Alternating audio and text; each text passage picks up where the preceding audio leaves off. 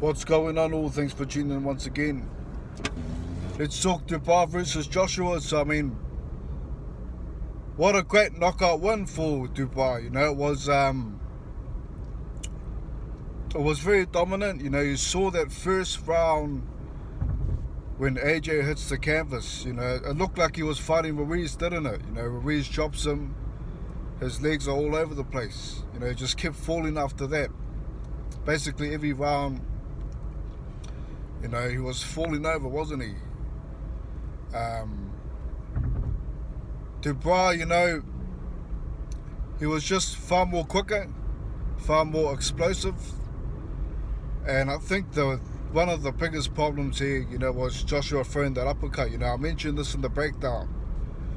Dubois is there to be hit with the straight shots, Throwing straight shots would have been Joshua's best plan of attack. You notice in the first round he throws an uppercut, then tries to throw a wide right hand, gets dropped, and then obviously, catches Dubois in the fifth round, and buckles his leg, basically landed a clean shot. And I think it was one of those moments where he knew that he wasn't going to survive anyway. I think Joshua was just trying to find a knockout. Dubois' pressure round after round was too much. He was falling over far too many times.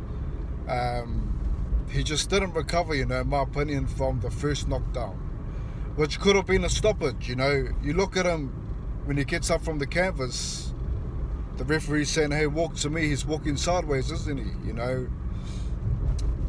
And he was lucky that it happened at the end of the round as well, gave him a bit of time to recover.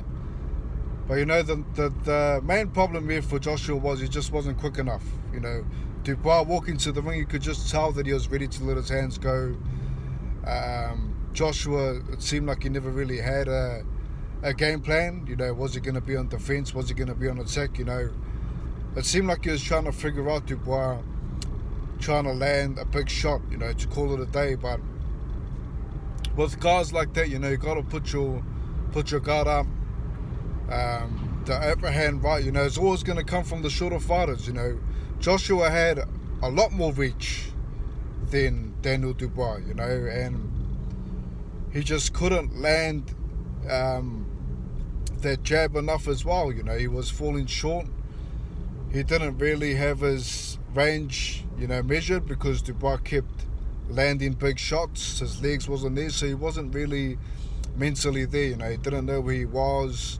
Dubois was throwing at angles, similar to Ruiz, just throwing hooks at all angles, letting his hands go once he was hurt, and I mentioned that, once he hurts him, he has to finish him off.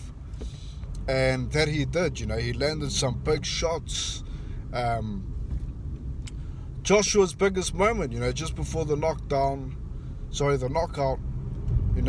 he had Dubois in trouble.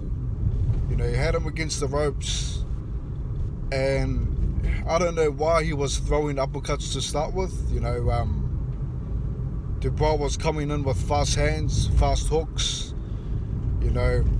Joshua's already got the reach advantage. Surely the short right hands, against a guy against the ropes who's been on the offense for the whole fight, throwing big punches, you would think that Joshua will just be throwing straights. You got a guy in trouble, let your hands go, and even the knockout punch, it wasn't really a big punch from Dubois. Joshua basically walked into the punch. But, it just shows how heavy-handed Dubois is, and like I say, start of the fight, Dubois just looked a lot more confident. He looked like he was the champ, definitely wasn't getting treated like the champ, came out first in the ring walk. I thought was disrespectful. The referee wasn't on his side really. Stopped him, warned him a lot of times about the head and things like that. But he took the referee and the judges out of the equation, because this is the thing, you know, I thought that this would be the only way for Dubois to win, you know, to knock out Joshua. The referee wasn't on his side, the judges wouldn't have been on his side, you know, but you can't really change the result of a knockout.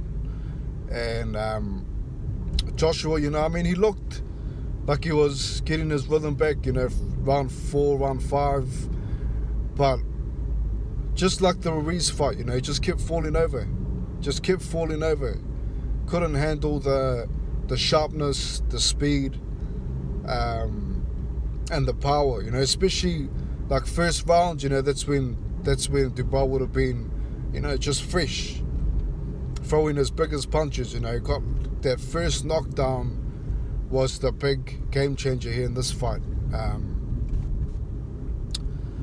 and it just shows, you know, that Joshua can't recover from power shots.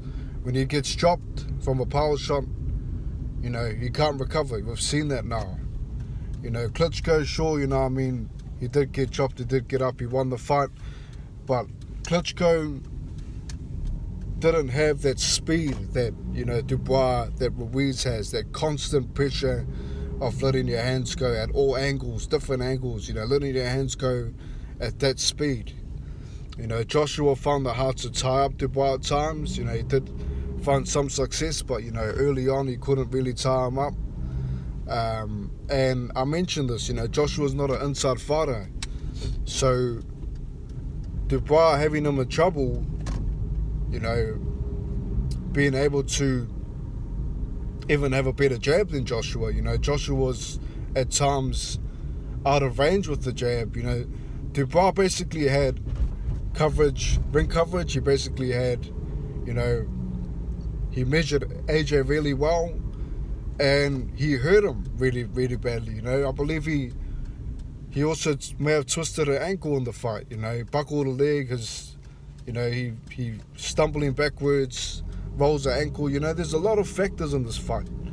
I think Joshua's only chance was to, you know, go for the finish, because he was, you know, got knocked down, I believe, 2-3 times. You know, some of those times he got knocked down, it wasn't called.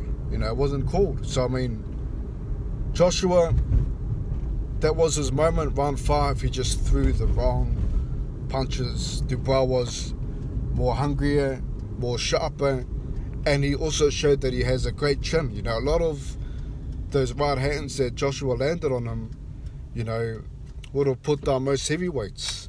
In Dubois' case, he had the chin, he had the heart, he had the speed, he had the sharpness and the hunger, and he showed, you know, everyone that doubted him, that thought that he was a paper champion, you know, he showed that he's the real deal. That's my take anyway. Leave yours.